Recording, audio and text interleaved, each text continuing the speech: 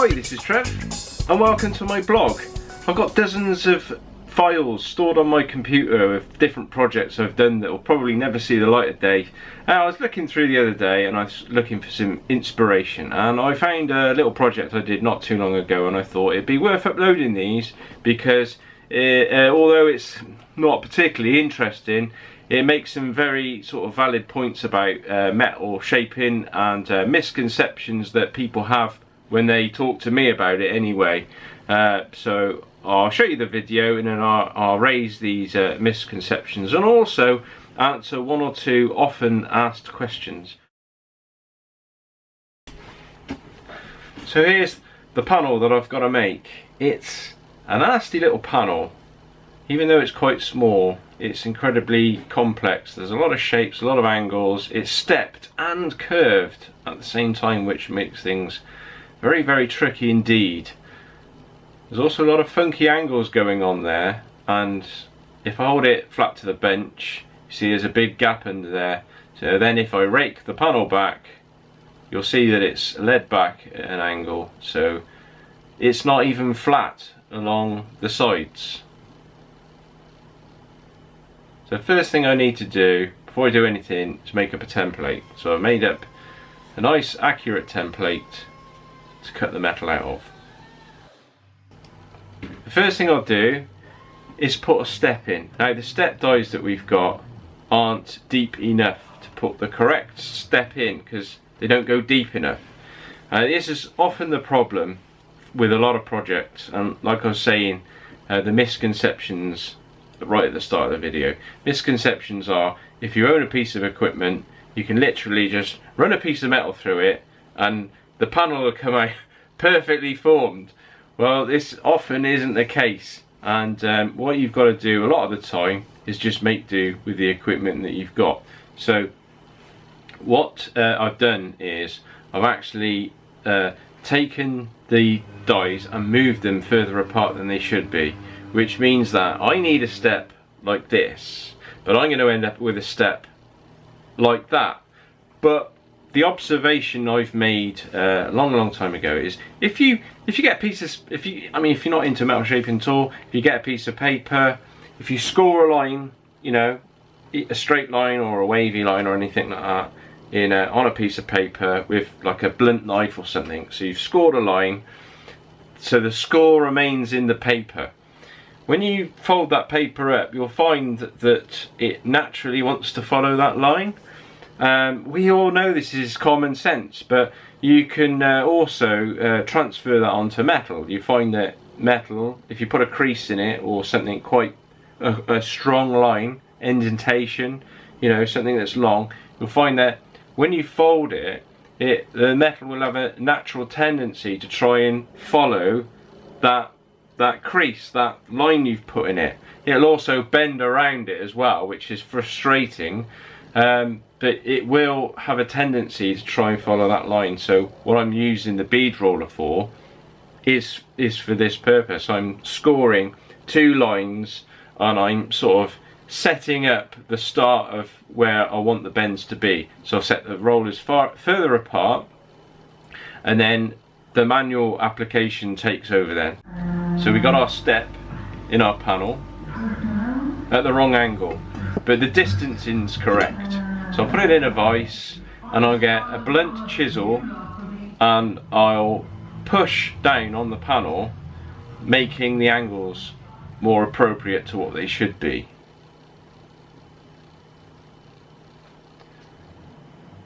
Next, I need to manipulate by hand the curvature that I need in the panel. Now what this will invariably do is it will create creases and kinks where I don't want it, but if I go gently along, they won't be too bad, and what I can do is I can iron these out as I go along. I'm using the existing original panel as a kind of buck really, so I'm offering it up to make sure that I've got the correct shape.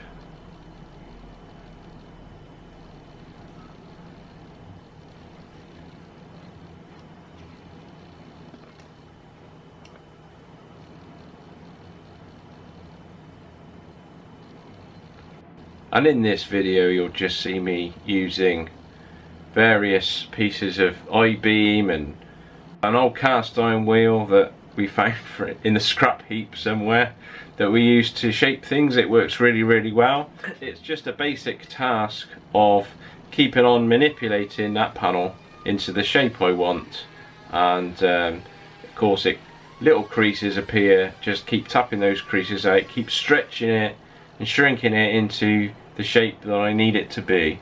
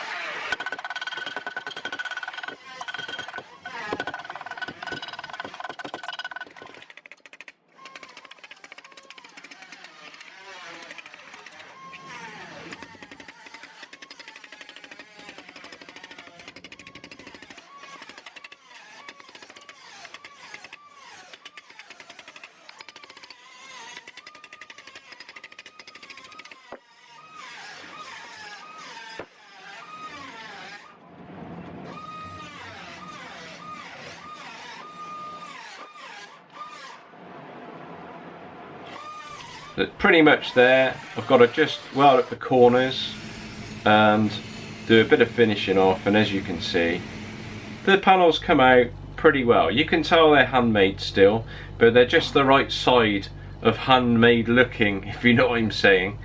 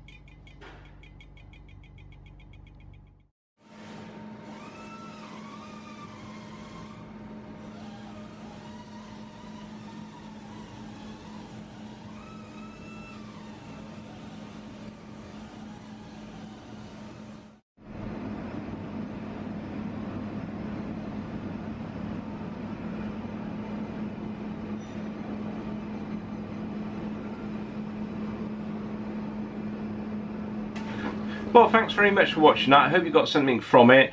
The points I was trying to get across really in the video were to do with scoring the metal. So often a panel that's scored, like I say, follow the score line.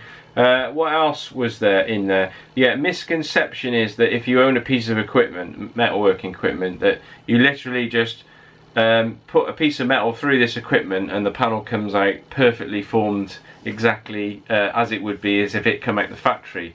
Nothing could be further from the truth. Metal shaping often times is a lot of hard work, you know, hand manipulation after you've used that tool. So you're basically using the tool to assist you in making the panel. That tool often isn't just stamping out a panel like it would be if it was in a you know, like a press or something like that, in a, you know, like a modern day press that's a huge, massive, great big towering piece of equipment. And that's what makes it fun. It's the challenge. That's what it's all about for me anyway. That's the part of it I enjoy, is actually creating something with my hands. The other point I'd like to make is the fact that it had a step and it was curved. In the past I would have probably gone about this in a different way, and I wouldn't have persevered as much because I wouldn't have been aware in the past that it was possible to make something like this by literally, you know, continually manipulating the shape in, keep straightening it out. And I would have probably ended up welding 2 or 3 pieces of metal together, and it would have looked a bit of a mess, you know, because it would have been welded all the way along, the heat distortion and everything else. If you can make a panel out of the least amounts of separate pieces of metal, the less welding that you've got to do, you will you know, make something that looks and works far better than something that's made out of 2 or 3 sections, especially something that's only like that big, say. So before I wrap this video up, I think I better ask a question that's been asked many times. Where did I get my inspiration from? Why am I doing this? What set me on this path? Well, there's not really one true answer to that, really, like there isn't for many things, you know, we get involved in, is there? Essentially, I was in the accident repair industry for many years, and I used to work in a place right out in the country, so it was quite an oldie worldy sort of place, and we used to do anything and everything that used to come through the door, and it was sort of in the 1980s, so it was a little while back now. There was many either cars on the road. I mean, there was plenty of cars driving around with chassis in, old MGs and things like that. And I'm not talking about MGBs either, I'm talking about like MG cars. I remember getting involved in restoring quite a few bits and pieces on those, replacing chassis rails that were rotted out. We used to do a lot of old horse boxes and things because it was very rural. Then I left there and I ran my own shop for 7 years doing restorations, and it didn't work, and it's quite a sort of tricky thing to make a successful business out of restoring cars, and the main reason is because it just takes so long, and it's very hard to factor that into the costs to the customer. It's very hard to justify how long something's actually taken, very nearly impossible in fact. So I just sort of went into the accident repair trade, really, and as soon as I went into the accident repair trade I got stuck in a rut. Same old thing, family, mortgages and everything else, and I never really lost my passion for being, you know, creative with metal, wanting to make things out of metal.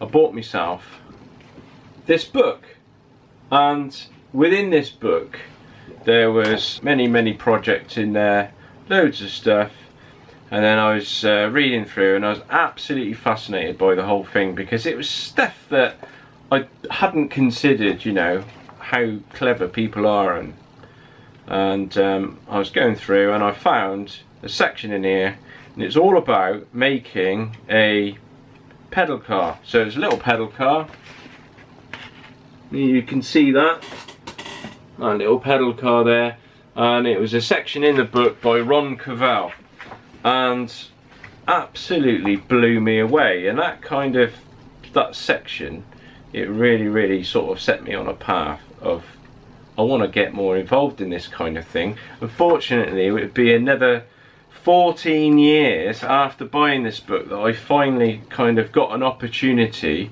to work in a proper restoration shop with proper metalworking equipment, which was a crying shame, but I'm sure that eventually I would have done something anyway after constructing my shed in the back garden, you know, my workshop, because my old shed fell over, basically just rotted into the ground. There's something else in this book that was incredibly interesting, I thought, by, I don't know how you pronounce his name, but Kaznarocki, in this book. And there was just not just one thing, but there's one thing in here that I was quite blown away by, and he makes up a die out of concrete to form reproduction Porsche mirrors. And I read that and I sort of thought, wow, you know, it's all about, there are no bounds to creativity really, and there are no real hard and fast rules. I do kind of get a bit sort of miffed when people say, you've done that wrong, and I say, well, done it wrong to whose standards? If something's as strong and as well made and as well formed as another process would have made it, then it's not wrong or right, it's just another way of doing something. And this is what really turned me on to all this kind of stuff, is that you know, it's like people's unique creativity going into something, and as long as something works, it doesn't matter how you've made it, doesn't matter, you know, how you've made it in any way, or you know, and this is what invention is all about really. And this is what sort of set me off on a path. The only little thing I got really involved in was making my little model. I'll show you a little video now. My little model Lambrettas. I made these Lambrettas in my old falling down shed, and I formed all the dies and made them out of scrap pieces of metal that I filed and welded together and everything else, and made these little Lambrettas, and that tided me over for a little bit, and it gave me something to work on while I was stuck in the rut of the accident repair industry. Such an awful trade to be in. I would never ever recommend anybody going into that trade. Certainly not, although had I not been through that process, then I probably wouldn't be doing what I am now. So everything has its purpose, I suppose.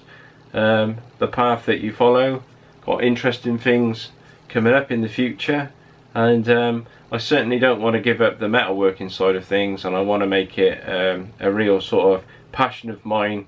Another book that I have is a book that was given to me by the author William Longyard. Thank you, Bill. And it's all about the English wheel, and the section at the start. I've just started reading this book, and it's very addictive, all this stuff for me. And there's a section on how different wheels are designed and put together. So this is giving me an inspiration, because I want to build my own English wheel. I want to make something that's going to be compact and will sort of hinge on the wall, and so I can turn it around so that it's parallel to the wall and just lies flat up against it, so that it takes up, I mean, in theory, no more space than that really out of the room, because this is the biggest issue I've got. Two biggest issues in my life: not enough time and not enough space. I'm always stuck for space, but you never know what the future holds. So this is something that I'll be sort of working towards, certainly in the future. And but with regards to ultimate inspiration, what probably first set that little spark going was that Ron Cavell section in this metal shaping book. And I think it's time I dug this book out and read it through again, because there are just absolutely fantastic things in it. Anyway, I think I've prattled on enough to upset all the bedwetters.